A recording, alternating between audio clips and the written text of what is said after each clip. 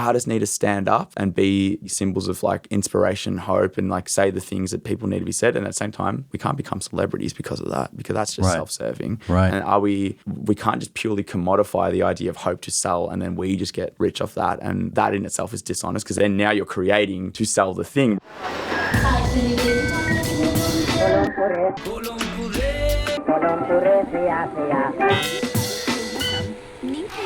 We would like to acknowledge that we are on stolen Yagara and Turrbal lands, and as settlers of colour, we reflect upon the damaging legacy of colonisation. Always was, always will be. My artist name is MUDRAT. We make a hybrid of punk and hip-hop music that's pretty politically centred. Not always, but pretty much 90% of the time. And I'm up here because we've just played Big Sound Festival. So yeah. Right. And I'm aware that you've had a pretty huge 9 months getting here. Yeah. But I just want to I'll get into that journey with you a little bit more soon. But I just want to anchor in this moment, like right now, like what's the sort of lay of the land for your art, for your music, like just right now in this moment? It's an interesting question. Forgive my voice as well. It's going to be croaky. Yeah. After 3 days of festival. Yeah. I think naturally coming off this week, the focus is on not necessarily the art in its purity. It's been about like, I guess you're hyper focusing on like business and that sort of thing. Which is weird because it's never been my priority or focus, and something that I've always shied away from. But because this project is anchored by a cause that I feel is bigger than myself, and so I always have like a motivation that I think is more sustainable. It means I'm more willing to engage in the idea of like, well, how can I utilize some infrastructure that exists here in order for this project to achieve its goals, which means going up and actually, looking at what the industry has to offer and seeing what makes sense. So it's been an interesting week of that. Learned that I'm actually pretty good at navigating it when I actually, I guess have full confidence and believe in the thing that we're doing. But I guess like right now it's I feel really good. I feel affirmed. I think it's just this project has been, it's difficult to explain. I think sort of why I have such confidence in it, but I just have had it since the moment that it started because I know that it's important. I think So I guess the focus is just been we've just gone and showcased for an entire week, and not that industry affirmation is everything, because it's definitely not. But we now have the community backing, and such was my hypothesis that when you have the community, the industry is more than willing to play ball, which just gives us leverage in order to make sure that we're sort of utilizing them to achieve our goals, as opposed to just being pimped by the industry, which is mainly the case with artists. So it's hard to sort of focus on the art, which I will return back to. But if you're just asking where I'm at right now, it's just like it's just been all business for the entire week, which it's exhausting. But again, when your energy source is not your own personal gain, it's not just your personal gain. I think is the point to be honest about that. Then I felt like it was worth doing, and we did it. So we did the best possible thing that I think we got the absolute most out of the week that was possible. So very, very tired, but feeling accomplished and proud, I guess, of myself and the entire team. Right. Yeah. So that feels like when it's not so much of like a vanity project, when there is that deeper cause, it gives you this confidence to navigate this weird world of like marketing yourself and sort of growing growing your reach sort of thing? Yeah. I think because I mean, it's I'm happy to get into it because it's they're thoughts that I think weigh on my mind a lot in terms of we exist in this capitalistic like system, and then on top of that, like music is the business is commodifying art and expression, so it's all very ugly shit. Right. But I think it's one of those things where you've got to like swim in the water, but you've got your snorkel, and you're just like, I'm aware that there's a tiny little bit of it that I can engage with because it will simply help us. So I walked into this week purely with like I've got nothing to lose because we can get there ourselves in X amount of time, but if we can find the right people that believe in this project, we can then get there instead of 5 years. We might better get there in 3. Okay. Right. And so I guess I forget what the question was. Sorry, I will do this. I have ADHD. So You're all good. Yeah. We're just sort of like guiding ourselves through it here. Yeah. I'm just wondering like if we can like zoom out a bit and for the uninitiated, like what brings you here? Why did you come up? Like what are these sort of like, I mean, you've touched on some of them, but like what's sort of the bigger context here? Like what is Big Sound to you? So I guess it was I think maybe to answer that question, I probably have to give context to the last 9 months, which is a thing that I've gotten very good at summarizing across this week. But this is not the first project that I've been involved in. I've been doing music for about 7 years now. Right. Right. And I guess it's sort of one of those, not to say that we are hyper successful or anything like that, but comparatively to what's happening now to what happened for the last 7 years, it's most definitely, night and day. But work your whole life for something to sort of change overnight. And so, did music for a long time as just a solo hip hop artist. I kind of look back at that time now as very much I did some cool things, but I was always looking for this this like idea of alignment of like original self-expression, which I just never thought I'd reached from various reasons. Right. And the MUDRAT project was sort of, it came off the back of so I released my last project as Kavinal, which was my previous alias, in 2021, and we did pretty well, and things were okay. But I was like, I'm not there yet. I need to really continue to look for this feeling of like alignment, and I hadn't found it. Right. And in the search of really pushing for that, so like throwing myself into trying to like write things and explore different genres and singing and all that sort of stuff, like fell off a cliff and like hit like. And when I say that, I mean like I pushed it so far that I like lost who I was and then couldn't even do the thing that I could do before. And so it was just like wilderness. Like I was just like, I cannot write a song. I cannot create. I have no like this creation in itself, and doing music is like tied to my, I don't know how deep. We're probably just going to get deep because that's just who I am. But like it's tied to my like it's the anchor that like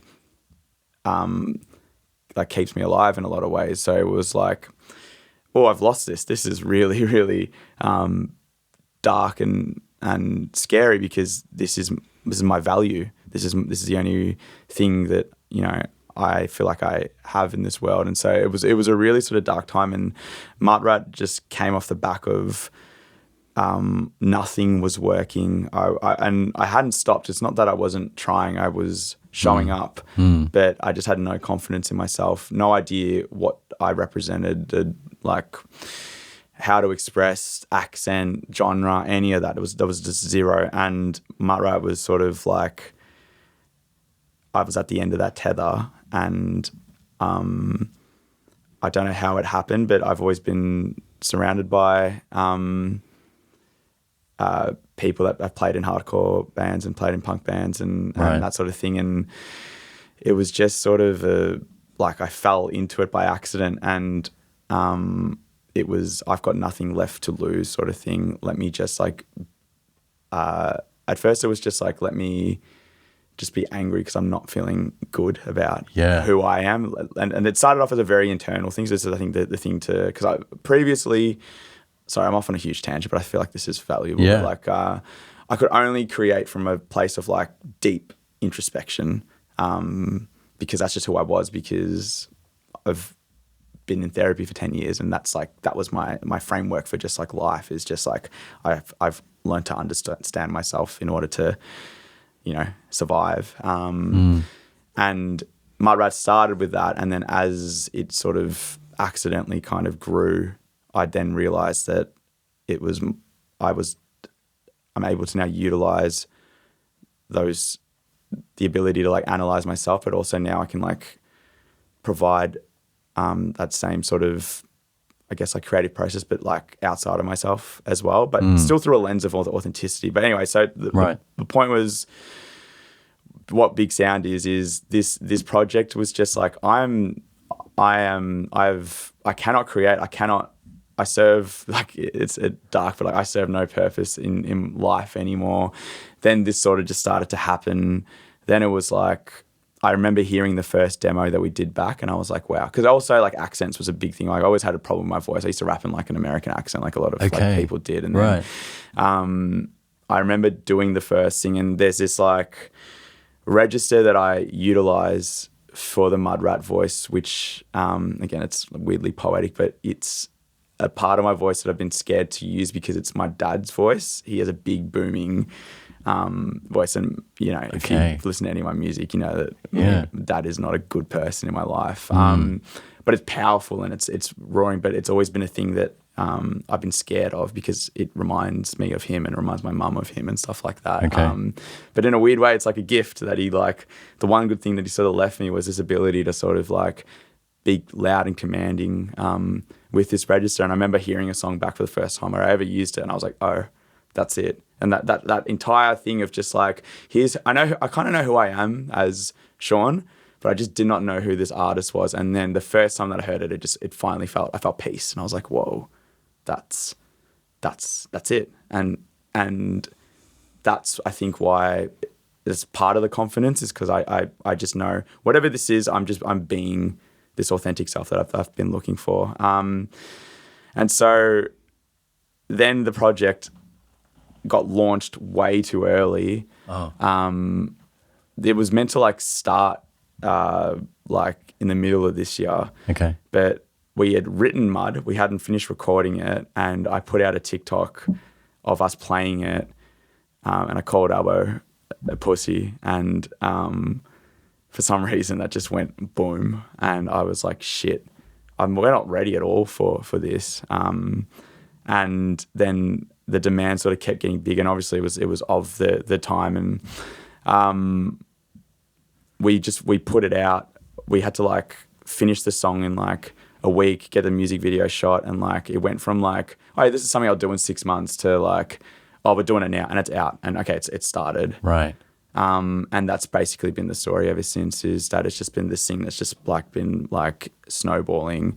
And within that process, I've then had to recognize like why it's happening, who's it for, and what am I meant to do, and what's my place in all of this. And so people who have, I guess, like within the music community, like if we haven't seen each other, say, for like 6 months, and their natural sort of things like, oh man, everything's going really well. And I'm like, I always meet them with like a, yeah, cool. Because I know in order to do this right, it's actually going to be like, it's going to take a lot of, I guess, like soul searching at many, many stages, and continually asking myself why. Is this for me? And I can't lie to myself and just be like, yeah, I'm only doing this for the community, because there is that tiny bit of like little unhealed part of me that is like, I need to matter. But I try to leverage that with as much as I can. If I'm going to do this, how do I benefit the community as much as I possibly can? Taking them along with you. And as I look around, I'm like, I think, you know, I think it's important that artists do what they have always done in history, which was stand up in these times of like, you know, civil unrest and I think we're very much heading into a time period of like great hardship, and I think that more now than ever, artists have to stand up. But then, you know, every time I like have confidence in like this is the ideal, there are also like a whole bunch of things I need to balance on the other side. So like, yeah, artists need to stand up and be symbols of like inspiration, hope, and like say the things that people need to be said. And at the same time, we can't become celebrities because of that, because that's just self-serving. Right. And we can't just purely commodify the idea of hope to sell and then we just get rich off that. And like that in itself is dishonest, because then now you're creating to sell the thing rather than actually believing. So it's this entire thing of like, I sit daily between like adjusting these, I guess, these ideals that I want to achieve, and then making sure that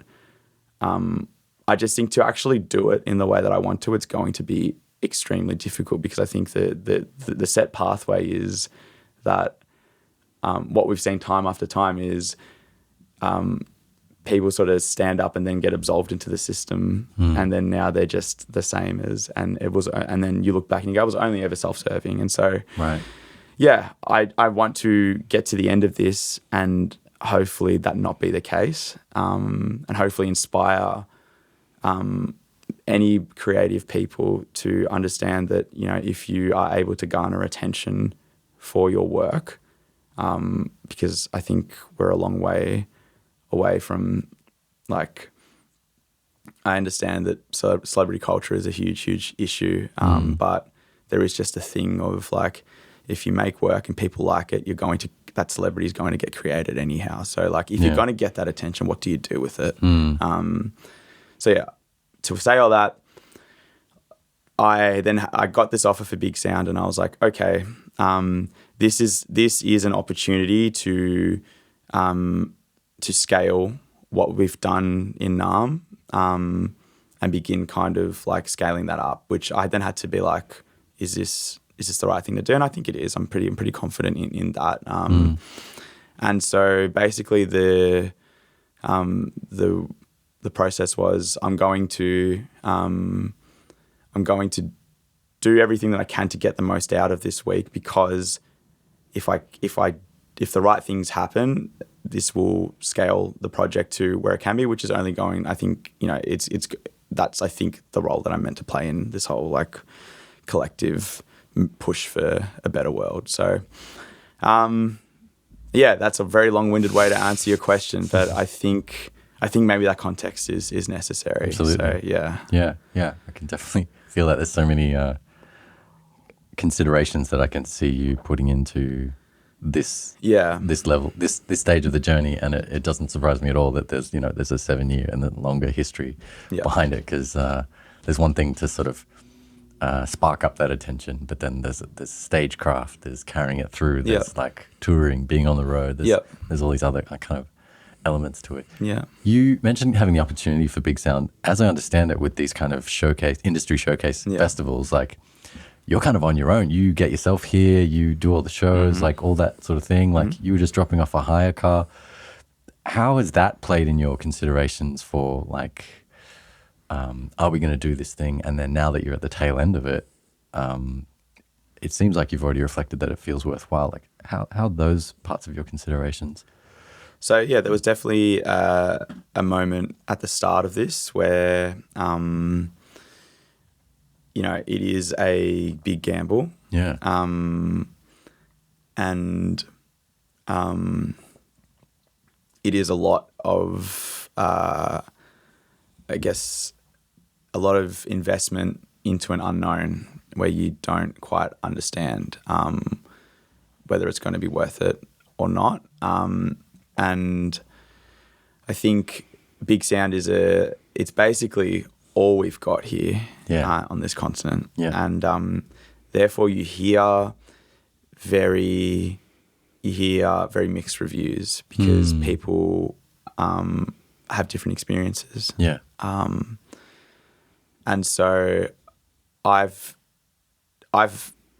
will speak very highly of my experience, but I also know that there are many factors that led into me having a good experience, and a lot of that was timing in terms of this was the right time to go, but that's a subjective decision. Yeah.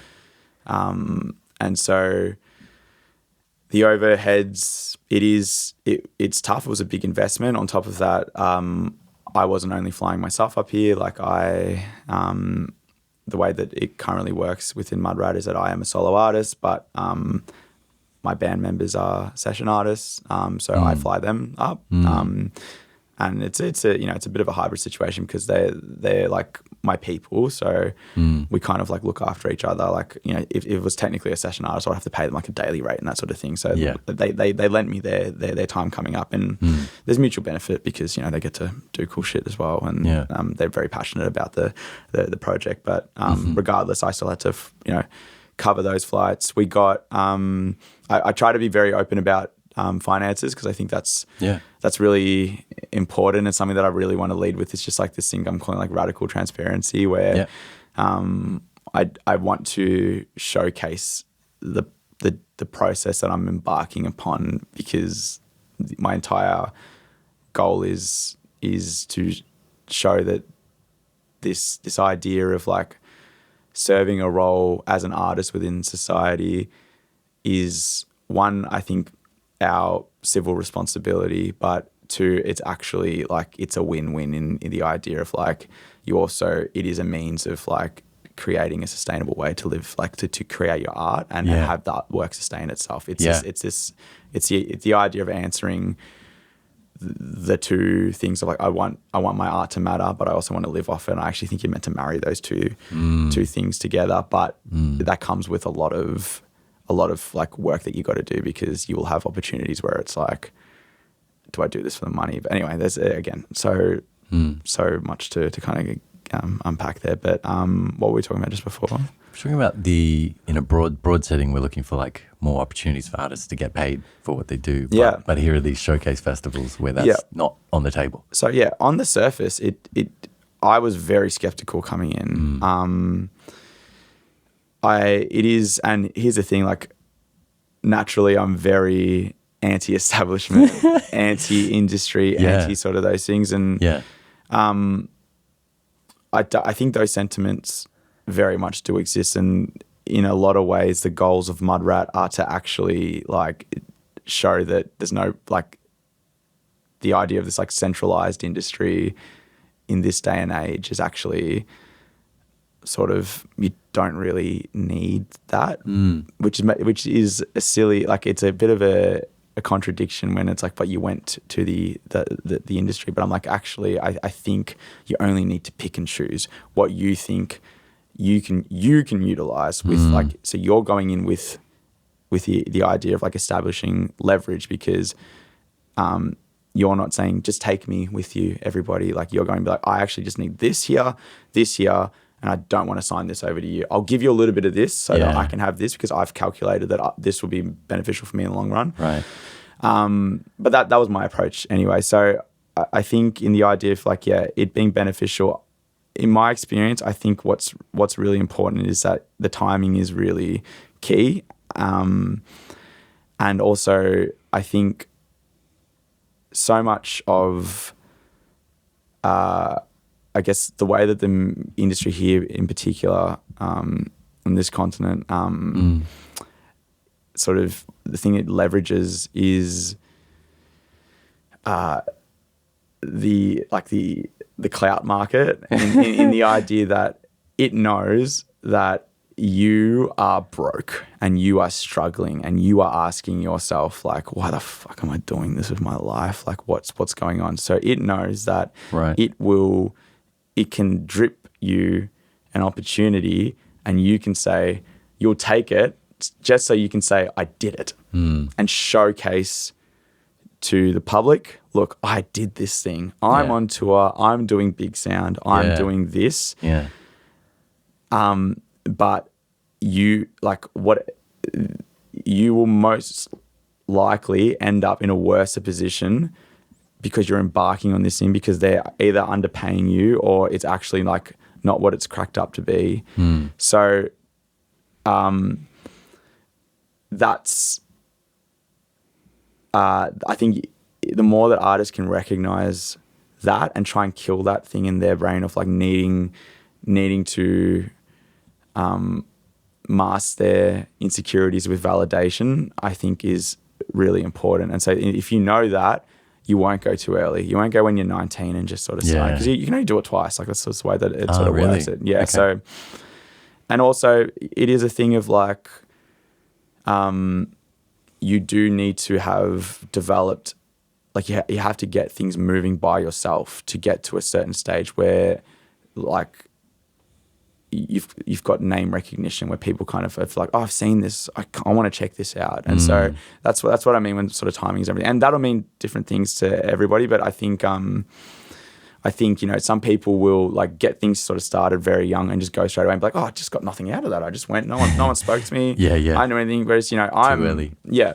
it was definitely the right thing for me because one, where the project was at, but two, I've been doing this for a long time. So I checked myself about a month ago where I was like, trying to just be like, oh, whatever, like, I'll just go up and just like play, and if anything happens, whatever, fuck them anyway, I hate them. I was like, you know what, like, and again, here's the thing, if this project was just for me, I probably would have done that. Yeah. But I was like, no, there are things outside of yourself that you're trying to achieve, like, take it seriously. And so my days were jam-packed and it was like, and on top of that, I learned that I actually probably didn't need to. Like, I think I'd created that name awareness that I actually didn't really have to have my 8 meetings a day. Because basically what was happening was I was doing meetings, being like, hey, I'm this, I'm that, this is what we're about. I feel like I need this thing and I can provide this, but this is what I need to provide my goals. Do you want to come see my showcase tonight? We're already coming. We're already coming. Going to this thing, this is what I want to do, blah, blah, blah. We're already coming. So I could have actually gone there as a like hot shot and been like, I won't even need to speak to you. You're going to come see me anyway. Right. But my whole thing is like, if it's beyond myself, it's just unfortunately that like I wish I had a bit more. I've been developing that sort of self-worth a little bit. I mean, throughout my 20s, but because that thing is always above myself, I can find the motivation to just go and just like leave no stone unturned. And I definitely think we'll see what happens from after this, but I definitely think even if the person from say X Festival was coming to see the set, the fact that I'd at least met them during the day and like had a 10-minute conversation, 20-minute conversation, that in itself just creates like a level of understanding that I think like could prove to become valuable in the future. That was sort of my approach, was just like, you're here, this is, you know, like check yourself, princess. Like it's, you know, it's like put in the work and just see what happens, because you have a responsibility to make the most out of this. So, that's really satisfying hearing that check yourself moment, because it's something that a lot of us like get in our own way. And having that sort of greater purpose to sort of like nah. I can tell you all about getting in your own way. Trust me, I am a master self-saboteur. So it's it's very much a thing that I've had to work on. Right. Yeah, it's beautiful seeing that sort of decade of therapy and that kind of reflection and this kind of greater cause help you navigate those things. Yeah. I noticed on your Big Sound profile, they've got like, you know, what you're seeking.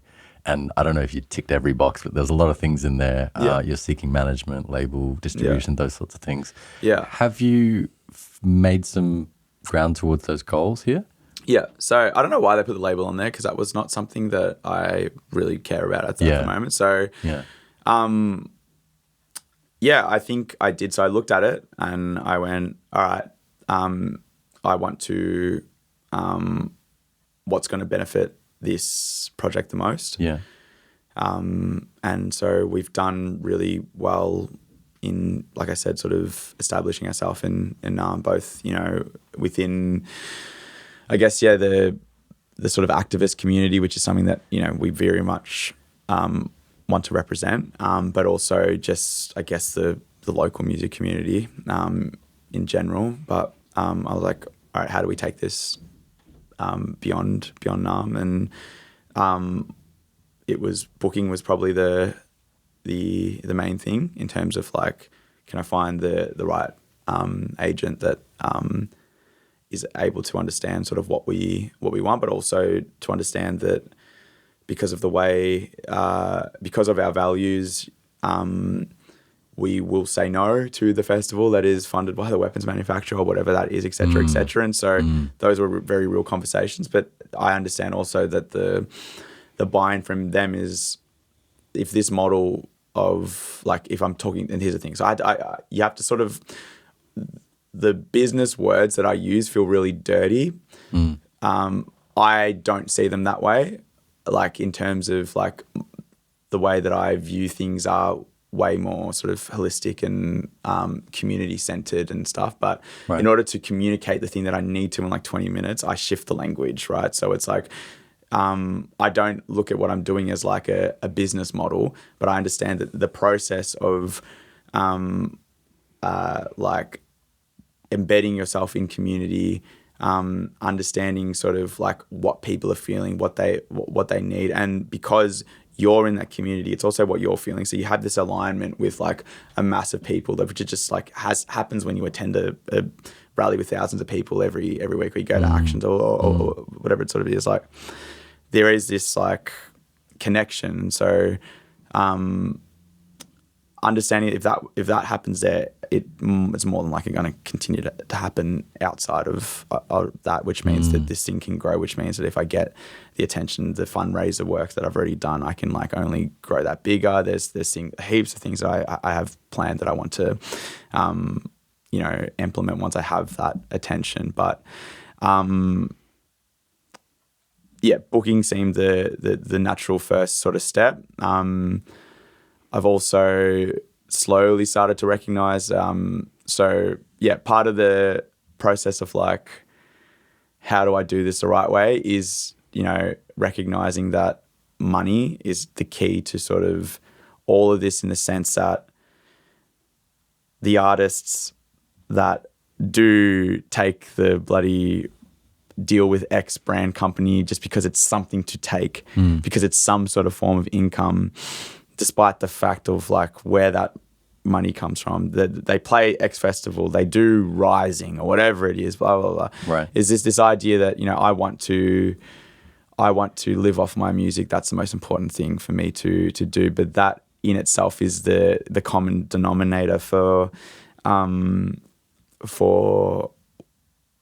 why artists have been sort of like, I guess like the value in the eyes of like community is like really kind of been, is sullen a word, or like it's like just lessened, I guess, and particularly as we see like with the genocide that's been happening and just the lack of speaking up and all that sort of thing. Like I think I just really think the like the value of like the idea of the artist is just, at least it's been like heartbreaking, I think, like in a lot of ways, to just see it like how thinly veiled and how entrenched in like capital that has been. And so if the common denominator is money, I'm like, I need a sustainable source of income in order to be able to say no to that opportunity, yet not lose momentum, because I think that, again, I am intent on growing this thing. So I've been a social worker in my life, like outside of music, and I'm very lucky that those two things, I guess, I've invested time in making sure that like I have this career on the side, and I've only ever given it, like I've never worked more than a 3-4 day a week like thing. I've always tried to balance the two things, but they're crescendoing quite nicely, and I'm about to start a new job on Monday. So it's but I'm like, I've recognized that for me to achieve these goals, I've got to have that money coming in. So as I recognize that coming in, I'm like, I'm spending most of my free time at the moment anyway, doing most of the emails, business, that sort of thing. Like, I'm not actually writing any music lately. Okay, shit, I'm about to start a job. Maybe I might need a manager. So that's just the process. Right. It's very like, and this is since I started to get treated for my ADHD, I'm able to actually just like block like things like that and simplify things in that sort of thing. So I looked at it and I was like, booking because I want to do this, manager because I'm actually realizing I'm running out of hours in the week, and I need to make sure that I'm still making the art. That's the most important thing. And then the third thing that I did was sync. So I was like, if there is a way to ethically, best as possible, find sources of income through placing the music in films or in games or whatever it sort of is, which I think the music has some sort of crossover appeal, then let me explore this. And all three of those things went really well this week. Wow. So that was sort of the main thing. The label is very much so the last thing. Like there's one label that I would entertain, and they are like such a long shot, which, you know, I can talk about it sort of off air, but like that's it. Otherwise, I will run this independent as best as I can until I can't. So yeah, I guess sort of the working process is very much just like it's very systemic in that sort of way, but systemic with like soul, if you know what I mean. Like definitely. trying to marry those two things. Yeah. I can definitely see now why you've felt it to be a successful and worthwhile trip if you've been continuing those connections. Yeah. I'm thinking of taking a few steps back into your recent past. Yeah, please. St Kilda Festival is like quite a large street festival, takes over the whole Esplanade. It's a free thing still, right? Yeah. Yeah, but like very large. Like what are the numbers attending? I don't know. It's I think they had like 500,000 people sort of That's come right, through, yeah. last year or something In like like that. over a weekend, is that right? Yeah, it's across 2 days. Yeah, so like massive thing done in and you entered the MUDRAT entered the new music competition, right? Yeah. Can you walk us through that experience? Yeah. I think it's very integral to the story of like everything that's happened thus far. Again, it was one of those things where the project got launched in December. I think I'd actually applied under the previous alias, but I'd submitted demos for MUDRAT, which I think With is mixed identity at the time. Very much. Yeah. It's like still working that out. But and we got accepted before the name had changed, and so. Because we played in Feb. I think I might have applied in like September, October, something like that. I think September. As Kavinal, yeah. But like also with I hadn't figured out that we were changing the name at that point. Right. Part of the thing also with like Mud was I was still Kavinal when we were going viral. Like so that was I had to like announce the name change, then put out the song and put out the music video all in like 2 weeks. It was a mess.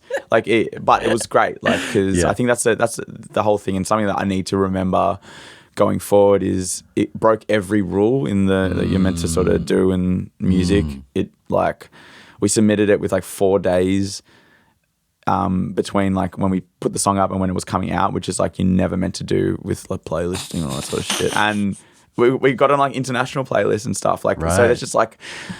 I think it's the lesson that I've learned, and something that I will probably sit next week and reflect upon it is like, whenever you have people believing in you, you have the leverage in this industry. And so, things don't have to be meticulously planned and executed with months ahead. Like it is like the core facet of this is just remain connected. Whatever you got to do, remain connected, and serve them as much as you can, because it's important, I think. And so St Kilda Fest sort of came around. We'd only done one show as a band at that point. Which was our first fundraiser gig that we did in December, which we can talk about later. I think those have been really cool. But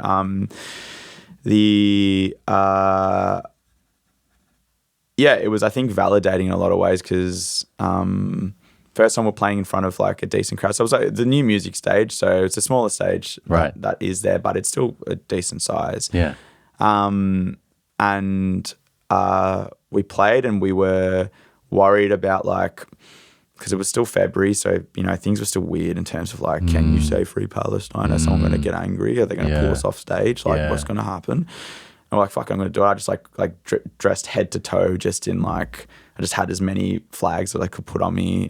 Came out with a keffiyeh, and I was just like, all right, we're going to do this. Also, we're in St Kilda, which is like not the northern suburbs. Like, I don't know if you know Melbourne well, but like it's like we just weren't sort of aware of like what the vibe was. Like you feel kind of like the north is like the very like politically progressive sort of spot, and so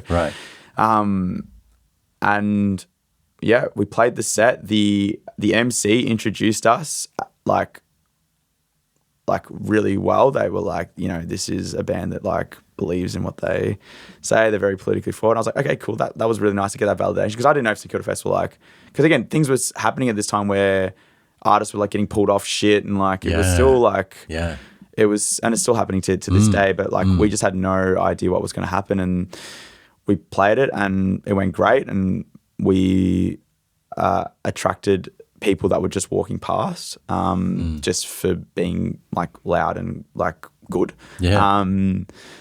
And then they do a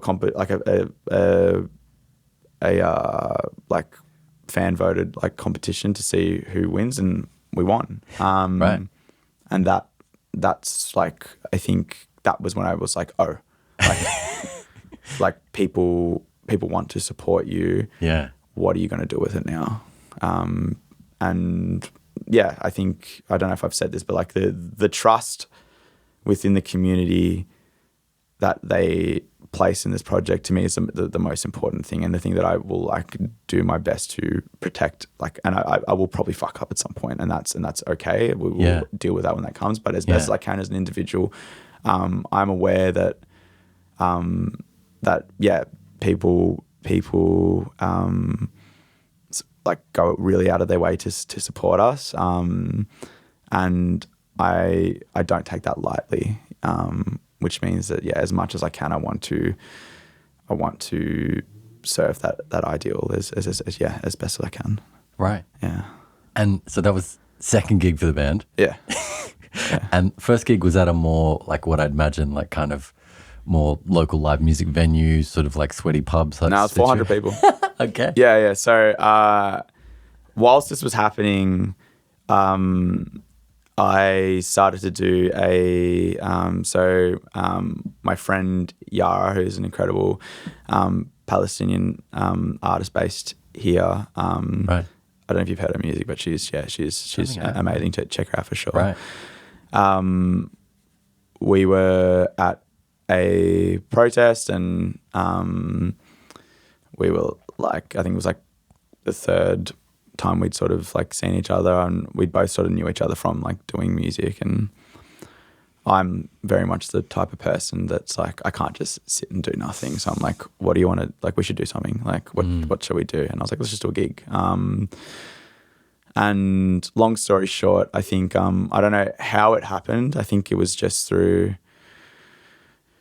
I don't know. I think we probably did a good job in terms of like representing it, but in terms of like the artwork, and I think it was also, no one had like really responded as like I think in terms of like I think we were probably the first, maybe not, but we put this event together called Nam in solidarity with Palestine.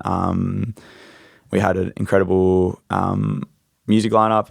Do you know the artist Baro Sura? Is like a, I think I do. Yeah, so he's Nam like based like legend in the hip hop sort of, where does a whole bunch of stuff. Right. Like has a song on Mac Miller's album. He's done a lot of amazing shit. Right. He headlined, and then Yara and I played, and then we had Aki Yaguchi play as well. But then on top of that, we had Nazar Mashni from like APAN did a guest speech, and then we had Lydia Thorpe as well come. So it was this really beautiful sort of thing of like taking kind of the experiences from like the rallies and actions, and then like meshing that with musical performance, but then also just like creating this hub in this space in this beautiful venue where you knew everybody there was aligned. And I think there was just like this real sort of safety and connection. And so we've done 2 of those now, and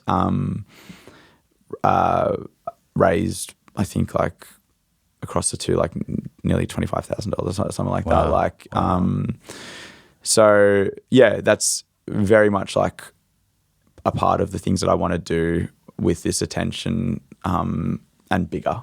And I know that as an artist, like, not even as as an artist, but also just like recognizing that my service is through this project. And that took a long time to be okay with that, because I felt like I was still waking up being like, you're a selfish prick, like you're doing this. Like I just asked myself the hardest questions every morning, and I'm doing that a little less now because I know that I'm pretty like confident in my answers, but especially those early, because again, it's all just happening. Like it's all just like falling. So I'm like in the midst of all that, like spiraling, because I'm like wanting to not be serving my like insecurities and like my flaws, and also I am achieving the thing that I kind of always wanted, but it's like coming at this weird cost. It's coming at this like it's going to be hard, and so I had to, in the midst of this spiral, in the midst of like suddenly getting attention and suddenly like,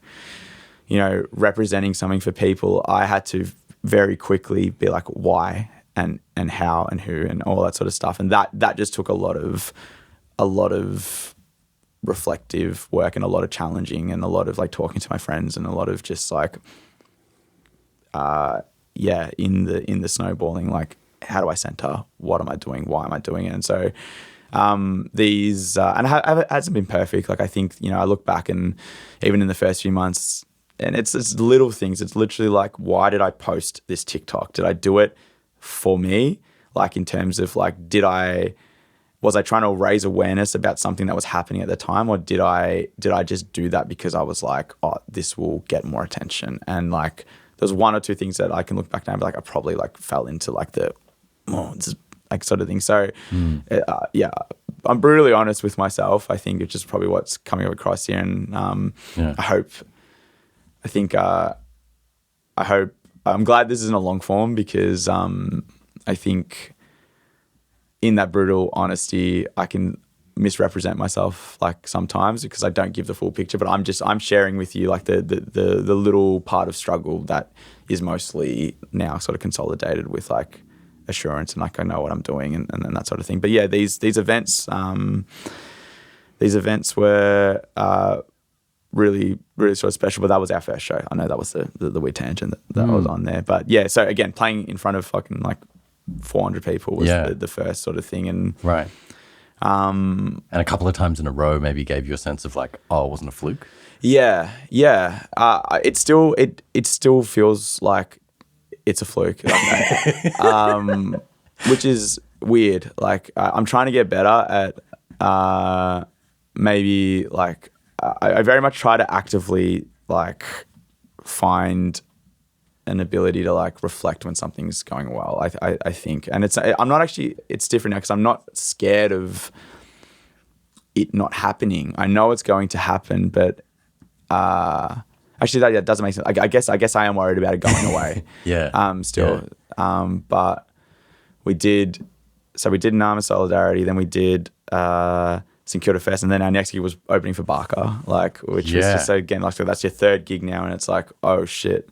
And that was crazy as well. Like that was so beautiful. And I've been, very lucky to share some stages with some incredible, like staunch Indigenous artists. And it's just, it's a privilege to be in that space, and be welcomed with open arms as a non-Indigenous person, as Sailor here as well. So, that was cool. But they were like, those were our first 3 gigs, and it was like, whoa, this is a lot. But we like, everyone involved in the project has been doing this for a long time. So just because we, I think it was like the line that I've been sort of like joking about is like the idea of artist development within music used to be this concept in like the 90s where like a label would find a talented 18, 19-year-old kid, even younger sometimes. Yeah. And they wouldn't put out music till they were like 25 or like maybe not that young, but like from when they signed, it would take time before they actually really started pushing things. And we've gone away from that, particularly in Australia. Like it just just doesn't exist. Like because we just have so much scarcity. It's just like, what's working now? Let's just see if we can just like get something out of this, right? But I feel very much so the product of artist development. And I know also like in reflection, those 2 years of wilderness have actually like, they're paying off in like dividends now. I can very much say that I had to go through that because it was just little tiny things that I picked up even in that wilderness that served no purpose at that time. But I learned about music theory. I learned how to sing a little bit. I learned like how to do sort of things that I was like, oh, I've only like achieved like basic level of competence in it, and it meant nothing then. But now when it's paired with everything that I can do now, and I've kind of also regained a lot of the songwriting ability that I had before I lost it and only improved on it, blah, blah, blah, blah, blah. You know, I wrote and directed a short film that I accompanied with the EP, and like that now lends itself. Like I very much am involved, like film and the visuals of my work are like, that's the thing I really love most. I love nothing more than being on a set and like executing a vision. But I've now accepted a very harsh reality of like, and I spent ridiculous amounts of money shooting music videos for them to get a few hundred views. In previous projects? Yep. Yeah, right. But they have now lent itself to where we are pulling off like, I think the thing that I feel like, no, I'm proud of a lot of things, but one of the things I'm proud of is we're doing short form content as a means of like accepting the reality of the times that we're in. But I feel like I've approached it with like a sense of artistic integrity where I feel good about the stuff that we're doing. And I know that I'm lucky in the sense that, not lucky, but the music itself is salacious enough that it is the thing that is the hook, right? So I only have to put my song out, whereas a pop artist has to sing their song and then find some sort of weird angle, which is like, when I was trying to look for that before, it's so like humiliating to try and be like, how do I just like dance for these like people to get attention? Just so that this thing that I've written this beautiful pop song or whatever it is, a beautiful R&B song, and now I've got to just like act like the circus clown to get people to listen to it. Like it's like I understand like just how brutal that is, but we're able to do short form stuff, and I'm like been able to like write skits and like pull off things like where like comedy I think is a big part of like what we do as well, because it's like we're angry at the world, but like you got to laugh at how ridiculous this shit is sometimes, right? Like it like it is very much part of the love hate like anger, like those like the release valve. Like it's just it's all in there. And so like I said, I think writing, I can kind of just see that everything that sort of was that, you know, had no kind of like, I guess like nothing really came. And again, what are your measurements for success? That's an entire sort of thing. And, but if you were looking at through it, you know, through a traditional, just like capitalistic lens, it's disgusting, but it is what it is. Like someone will look at that and say, well, nothing really came from that. But I say, well, like all these sort of skills have now like meant that I'm here now at this point as a 30-year-old, by the way, like a breakout artist at 30, which is something that I'm very proud of. Right. Like, that I want to like scream from the rooftops is like, here I am at Big Sound, like, and not like I'm like very much not getting carried away with it, but like the entire thing is like everybody's talking about you, like you're meeting someone. Oh, we all and like it's crazy because you play a set, so you have like you finish it. Say that the act before you finishes it at 8, they'll finish at 8:30 and you'll be on at 9. So everyone will leave because you've got half an hour to set up and do your just like get your line check and do a quick sound check, blah blah. And people are they're like just hives of people just like moving between sets because they're set up in a way where if this one finishes, nothing on for half hour. We'll go to the one next door. We'll go to this. We'll go to that. So you're setting up. It's an empty room. Setting up. You're like, all right, cool. Like no one's here. Whatever. Like I was fully went into this. Like I might be playing into an empty room. Yeah. Yeah. But there might be like 5 people there and I'm like, all right, this might be really weird. I might walk away from this week being like, why the fuck did I do that? But you're doing all this, blah, blah, blah, blah, blah. And then right before you start, a wave of people just come in and you're just like, and now the room's full. Like it just went from not full to full. And you're like, whoa, okay, cool. Another side tangent. But then we also have some like really cool fans here in Mianjin that like we haven't been up here, so they came. So we had like a little mosh at the front of like actual fans, which we were just like, that's fucking sick because that's like, I didn't want to be playing to a dead crowd. Yeah, they're on every word. And then you've got everyone else in the background. So what were we doing? Why did I come to this? Why was I doing the thing about the industry being like, they're all talking about you? What was... I think you were like appreciating the fact that there's a buzz, but concerned about, is that going to stay? Like, is it something that sort of line of thought? Yeah, I do this thing where I like it's the ADHD, like you just drop levels and I forget what the main tangent was. But anyway, I guess I can't remember, but it was something to do with everything sort of like culminating to this point where it now, like, of course it's sort of working, and of course it's like now we had this opportunity to sort of be put in front of people. Of course we were ready because it's been 7 years of like figuring out and screwing up and playing in front of nobody and doing all this sort of thing. So yeah, I very much like want to preach that to as many people, creative people as possible. It's like, just take your time, like figure it out, and depending on what lane you're in, like figure out like how you can just like bring a perspective or a sonic or something that just hasn't been done before. Because I hope to show that there's value in it, because 5-10 years ago, they never would have said you could break out at my age. But such is this is a whole other conversation, but the whole music industry is dying, which it is. But the way I look at that is like it's real opportunities for change. And so I'm probably like too many tangents deep here, so feel free to move us along if you need to. You were touching on earlier about your dropping into different voices and accent and all that kind of thing, and so I really relate to, because like it's like, what is this like brown Australian accent, and like where do we go with this? And I can also relate to sort of like growing up and leaning to that kind of African American sort of stuff. It's like, they seem cool. Maybe if we lean towards that, we'll get some of that. Like these very kind of like innocent, youthful, kind of leanings there. There was a moment last night in the set where you sat us down.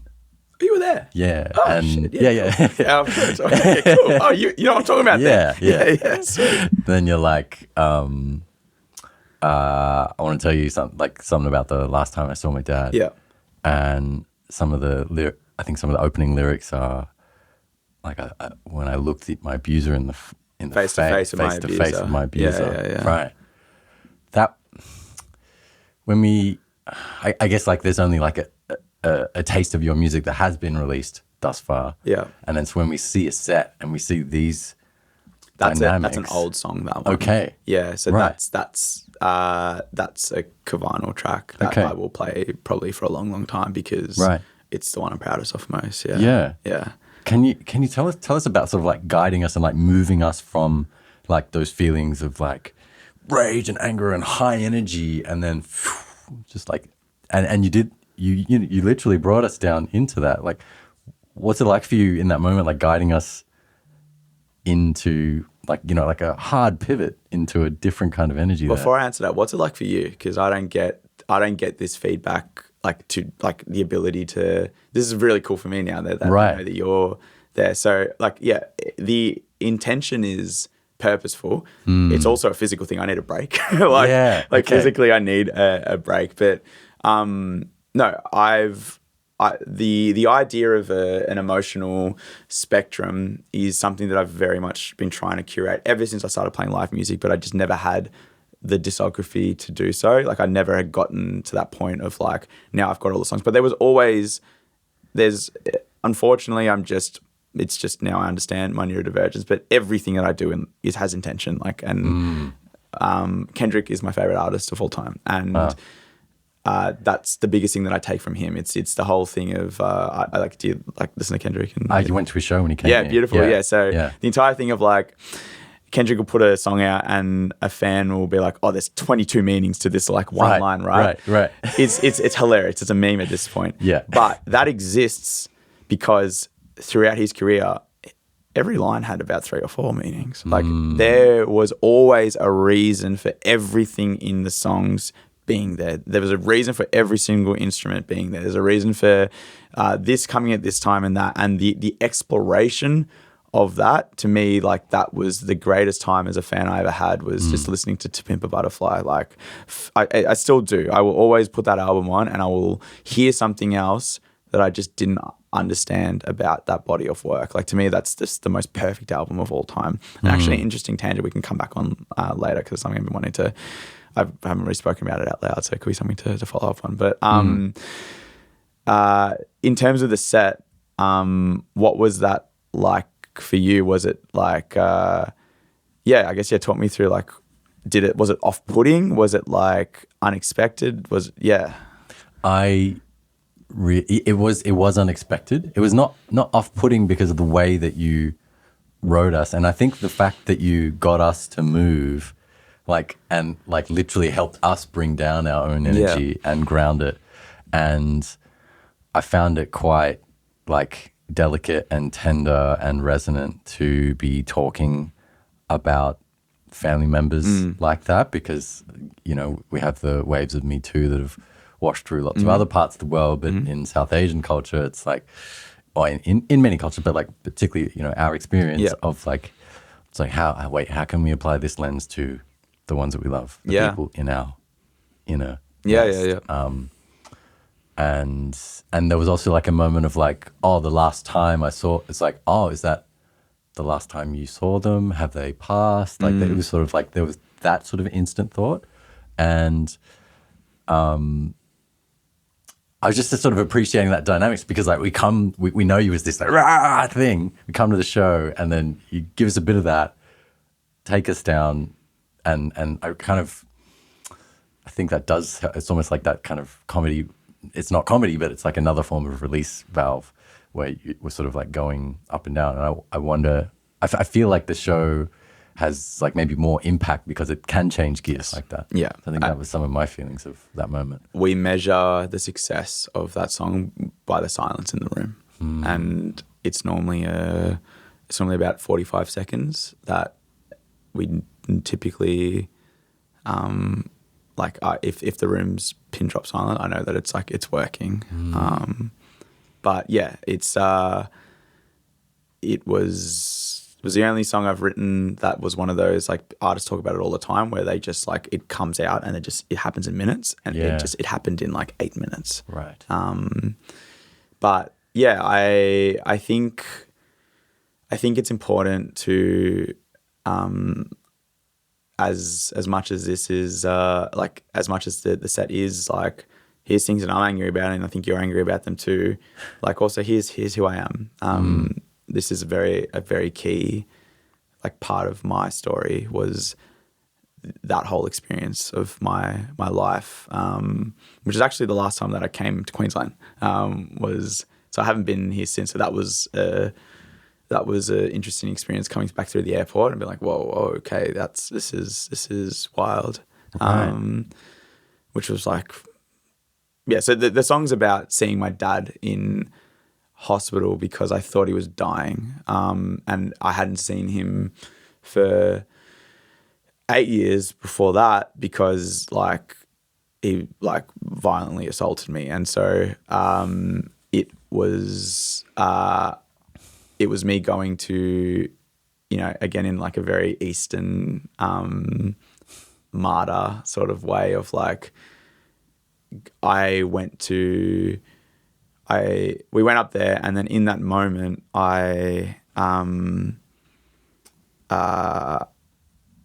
he'd had a stroke, a bad one, and for some reason, even as a 22-year-old, I was like, I'll let you go peacefully. Like, I'll come and like hold your hand and be like, it's okay. But somehow the dude survived. Like, and that's the that's the weird bit. And I felt sick, like, in that moment. Like, I felt like that's the whole catch of like the entire time I had my fingers crossed, was like there's this beautiful swell, you know, right before that line of like, his son had grown to be a better, bigger man than he. Like, I was sitting there showing him like, I am here, you're about to die. You have not tried to mend this relationship, and here I am holding your hand because you're going to die. And and then I walked away, and then he lived. And I walked away, and I haven't forgiven him still. Like, and I'm okay with that. Like, that's the funny thing is, why I keep that song. And also, like, I think, why that, it's the poetry, like, sorry, the standard sort of loop of like a story was it would be in like a biblical way. It would be resolved before the last line. His son had grown to be a better, bigger man than he. Done. But it was actually, I wasn't being honest with you. But I thought this was the right thing to do. And then as time has passed since, I was like, actually, I don't need to forgive you. Like, that I'm not angry about it as much as I used to be. If I talk about it, I'll get, you know, I'm feeling it like emotional now. It was, I think it just is this like bizarrely poetic thing, and it's a lot to share with people, but in this idea of like radical transparency, it's something that I will probably keep doing. And you know, the powerful thing is, and I don't realize this because I have an issue sort of like when people come up and they tell me things after the show, I like, you know, as you're probably starting to figure, like, come from a very traumatic sort of like childhood. But someone tells me a compliment, I go, thank you so much. Little voice in my brain says they were lying. And so, like, and it's not, I don't hear it. It's just like, I don't ever actually like accept the emotional weight of like what they're saying. But people come up to say, and I say like that, like I have this, you know, I cried because that's my relationship with my dad. And people have this very like, they place their own experiences into, even when you were speaking before, talking about Eastern families and stuff like that. My dad's white. Okay. But the fact that you were able to place that, my mum's Punjabi, so like I understand what you're talking about. But even just that of like, I placing my own family in this, I think that's like sort of what good art is sort of meant to be, is like, it's like, here's my experience, but I'm leaving it open enough for you to now like work shit out in your life through this medium. So yeah, thanks for, I didn't realize you were there, bro, but like that's, thanks for like highlighting that. It's,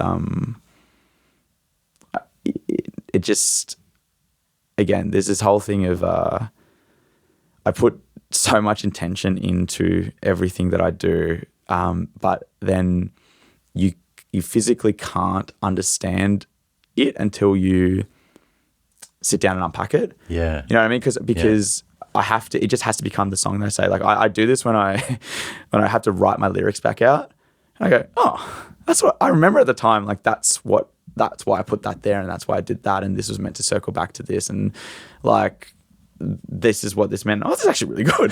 Like, but when I'm performing them, they just are what they are, right? Like, and it's just a like, and it's not to say that I'm just going through the motion. I'm very much like, I know what the words mean, but it's just intention. Like, I think I can't actually grasp. Like, I feel emotional now talking about that song, but like, I sort of sit in that emotion for a little bit while I'm performing it, but then it's done, and then we move on to the next one. So, yeah.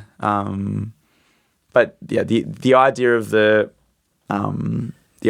full emotional spectrum is something that has always been the intention, and we want to take it even beyond what it's at the moment. So, like, I am excited to like I have this vision of like in a few years being this like headline act, and I want to deliver, even in this medium, which is not really expected. I want to deliver like a show, like where it's like you start and you finish, and it's like there is just this big grandiose like thing of like this, whatever the central theme is, like going up and down. And we're doing that in a pretty good way at the moment. Yeah. But for me, I just have like you've seen Kendrick live, you know what that's like. Like that's like, you just like, wait, I didn't realize music could be expressed with this much gravitas. And like, And there's that cinematic doing there. There's that cinematic experience. Yeah. So ties into your filmmaker hat, right? Yeah, very much so. So yeah, I'm glad it's being communicated at the moment, and it's only something I want to expound upon. So yeah, thank you. Yeah, I mean, there's like things I have to be careful of in your set, because I'm not a 16-year-old. I'm not the only brown kid at a 16 at a metal gig, like being able to thrash my neck around like like I could do. Like I didn't want to be in a neck brace today, so I was like, oh, okay, it's just I've very much learned you got to hinge at the hips, which is like I learned that the hard way. Luckily, my partner has been a remedial masseuse in the past, so I can get like a little bit of treatment for it. But I was like early days, you know, coming from hip hop into this world, I was like, oh, head thrashing, that's fun. Just doing this. And I'm like, no, you gotta do the hip hinge, man. Yeah, absolutely. I was doing some slower hip hinges last night. And then there's some other like kind of unusual dynamics of the set of like you noted at the time as well, like you throw your big tune in the middle. Yeah. And kind of play with the dynamics there. And that was just for Big Sam, but that was actually really fun. Right. Again, I was like, so I noticed that we were lucky again to not play the first night. And I say this, I was lucky because I just got to observe. And so I was like, so you did some switching around.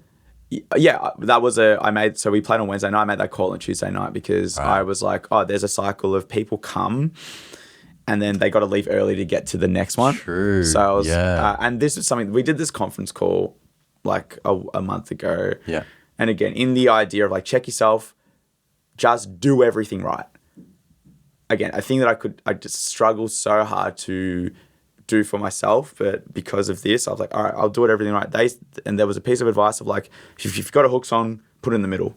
So after I saw it happen in watching a few sets when I first got there, I was like, all right, cool. Let's just see what happens. And actually, I kind of love it now. Yeah. Like it's, you might keep it outside of Big Sound. Yeah, maybe, because there's something to like, we were looking forward to this. Now we've done the thing, because I realize everyone loves doing the tell them they can get fucked, like call and response thing. Like I see people smiling. I'm like, oh, that's really cool. You saw this on like the internet, and now we get to do it. Like that's fun. And I want to do way more of that. Like now I understand like, oh, call and response, cool. All right, I'll keep that in mind when we're writing new music and stuff. But there's something about like, I gave you the thing that you wanted. Now, where can we go from there? Okay. Like that's and I don't know, like that song that we did second last, Rebel, that's normally in the middle, and that's like our big like bang. Okay. And then we go back down to Face, and then we come back up with the two big ones that everyone knows, which is Rich Cunts and Mud. Yeah. But to throw that one early, I kind of liked it, and then Rebel felt really good last night. Like Rebel, that's like our heaviest tune. So yeah, I'm actually really appreciating this conversation, because this is what I'm trying to create things. I actually don't know what, I wish I could watch our set. Yeah. Because it would just be so easy to pick up on things. Yeah. But it's all guesswork in a lot of ways. A calculated guesswork, but I can't actually I can't know for sure what it's like to be down there because it's just an entirely different experience. But did you have someone filming, like your own? Yeah. My partner normally does, and we will. They were like that stage was being filmed like professionally as well, so we'll get to see that. So it's that'll be cool. But again, it's even so like a film, it's just will not like the in-person experience is just like you just can't replicate that. But yeah. Anyway, it's cool to unpack it like this. Yeah. The final tune was Mud. Was Yes. that right? And there's this moment at the end of the tune where you're up, sort of like against the would-be crowd barrier, so to speak. Just having a moment of just looking deep into the crowd. Yeah. There's like a real, I don't know, both reflective and depth and again intentionality in the way that you're looking. You're just like, what's going through your mind in that moment? So that's after the breakdown, I think, right? It's like, is that? I thought it's like the very end, like when there's the final kind of applause and like. Oh yeah. So that I just felt in the moment last night, but I've started to. I think I've done that a few times, but normally we have the breakdown, which is the head, like that's as big as it kind of gets, and then it goes into this like little soft like instrumental. There's no justice, no peace, take all you want from me, and then we go into like the guitar solo and then the final hook. But that was like, I think that was kind of wild last night because that applause like shook me. Like that was so loud. Right.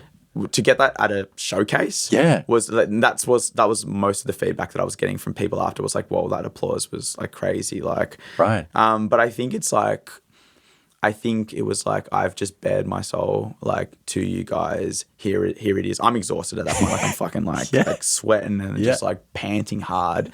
But something just told me to like get in front and just like be like, here I am, for the last time. And then that was just received, I think, and I guess returned in that moment, which is really nice, and it was beautiful to have the flag there as well. Like I didn't, we just did that this gig, being like, we'll see if they take it down, and they didn't, and it's like it was just, I think that was a pretty special moment that I'll remember for a while. Yeah. I see.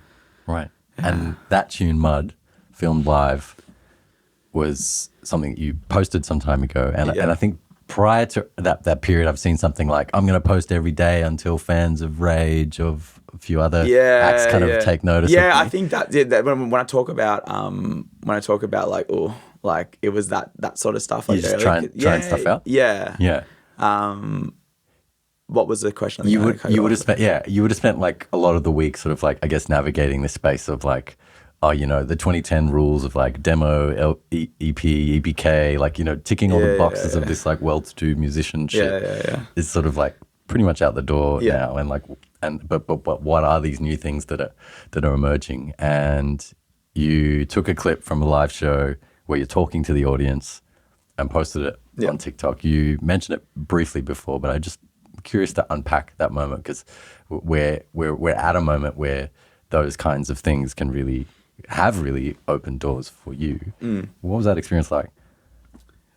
Being on the inside of putting that clip out there, I think the live clip that really blew up. Started things. Yeah. So the live clip initially was actually just me like saying the words like in the song. But then after I was like, I just started to post the talking bits in between, which for whatever reason like was received just as well as there was one that I did at St Kilda Fest talking about the invasion of Rafah.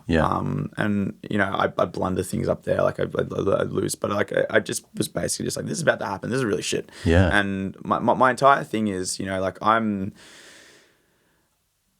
not like, I'm going to say this and it's going to stop it. I'm going to say this and it's going to change the world. But I'm just like, this is just like our basic like obligation. It's like, hey, we got attention. Like, here's the thing, by the way. I don't know if anyone else at this festival said this, but like this is happening. And that one from, again, it's hard to talk about these things because it's like you quantify them in like views and stuff. And that's like yucky. Like that makes, that's really, really yucky. But I think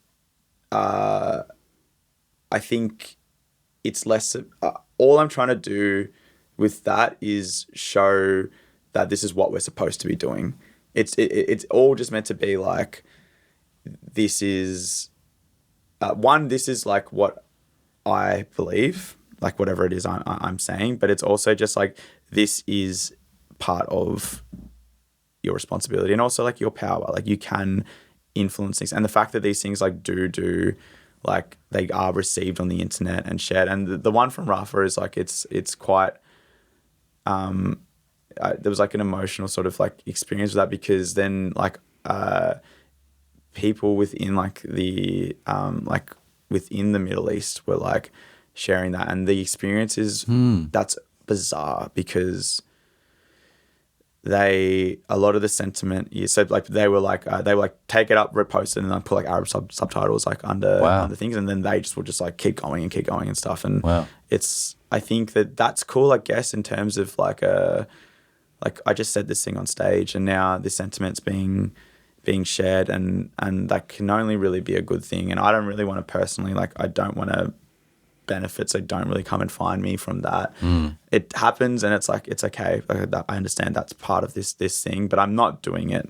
I'm not putting it up there to get the followers and attention, which again, that's the thing that like you have to ask yourself when you do it, because that's yucky. But you also have to accept that no matter your intentions, someone might look at you and say that's what you're doing, and I can't control that. I used to like kill me whenever I would sort of like get that criticism. I talk about it like it's years ago, but it's like such as the way that things move. But like I've just had to accept I'll kill myself, like in terms of like holding myself as accountable as possible. But if someone wants to like look at this as a snapshot and say, oh, look at this like prick, like using tragedy to justify, like to garner attention, to serve himself. I can't do anything about that. Like I can only, it kills me when I see it. It's killing me a lot less now, because I'm finding that solidarity and like my intention and stuff. But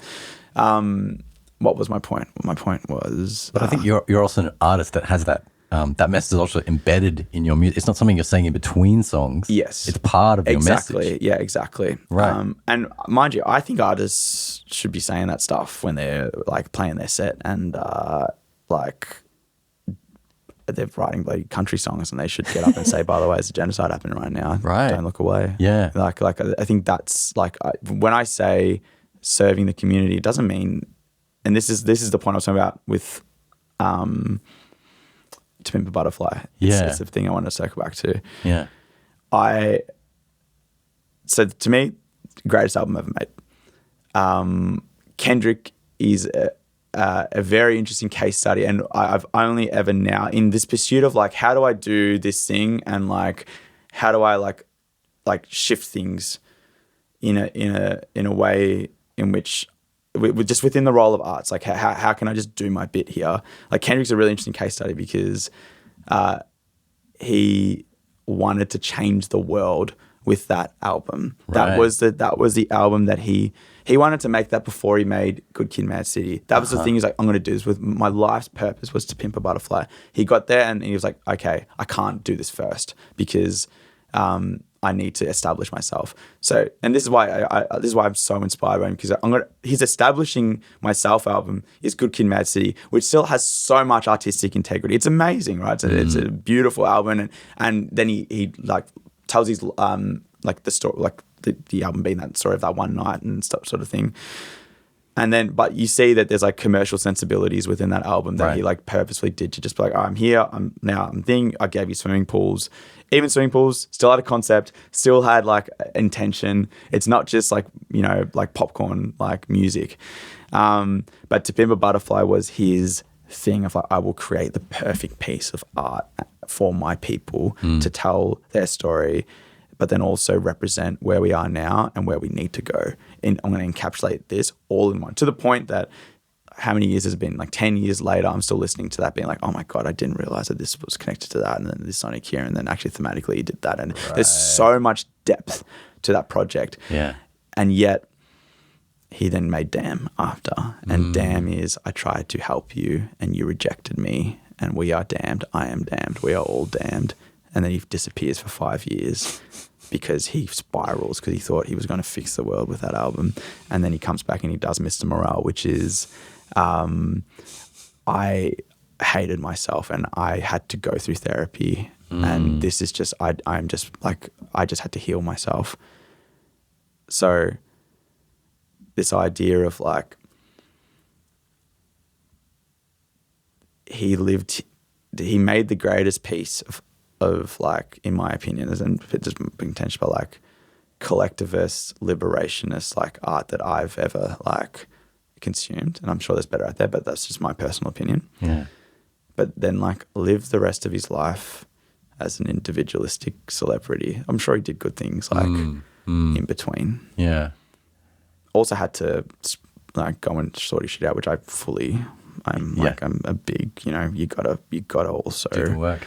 You gotta look after yourself whilst also looking after your community, and means like getting on top of your shit, taking responsibility, ultimate accountability. I'm all about that sort of stuff. But if you made the greatest piece of art, which I think, like I will endeavor. Yeah. I don't know if I can make a better album than To Pimp a Butterfly, bro. Like that's.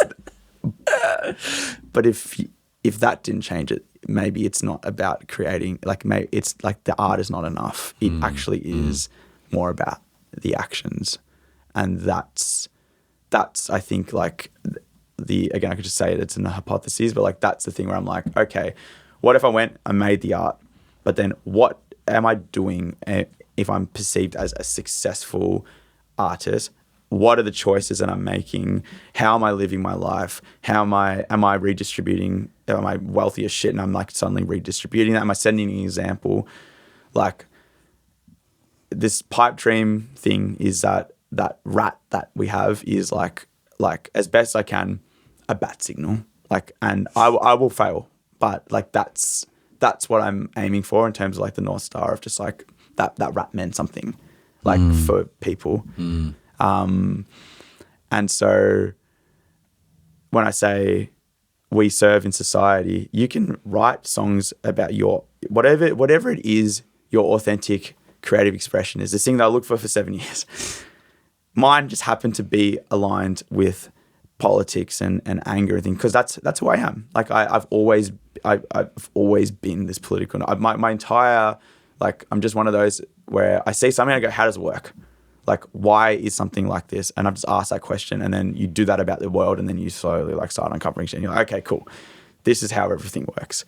I don't know how everything works, but like you're starting to like have that thing. So I've always had that curiosity that just lends itself to politics. I've also like had the lived experience of like growing up as an immigrant here, growing up poor with a single mom, like systemically suffering because of all this sort of stuff. Like, and then it just happened to work that I was meant to push these things together. But I don't think everyone that can sing or rap or do whatever should be singing like politically like entrenched songs. Like that's, you have to actually understand that shit. Like I remember when I was having one of those days where I was going through a identity crisis, and I watched Zach De La Rocca do an interview with Noam Chomsky, and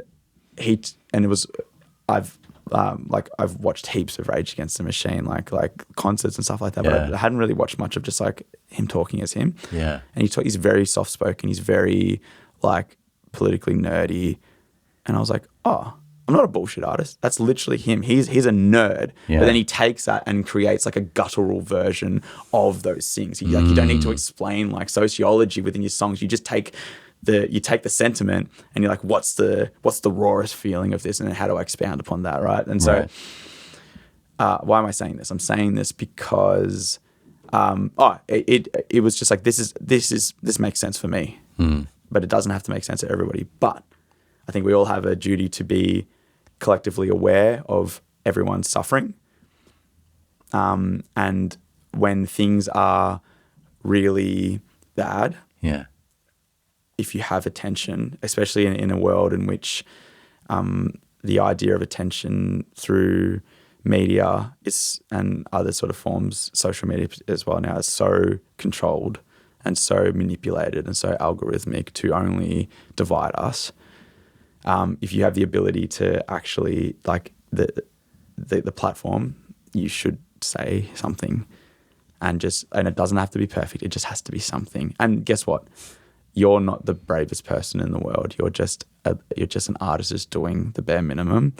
The people that are putting their bodies on the line, that are getting shot at with rubber bullets, that are getting arrested and happy to like do time, that are organizing, that give their lives to community building, which I am aware that I'm doing a tiny bit with like the stuff that I'm trying to do, but I'm not. I'm also, you know, I'm satisfying my personal need to create and you know, explore this and like that little healed unbit of like need to matter, all that sort of stuff.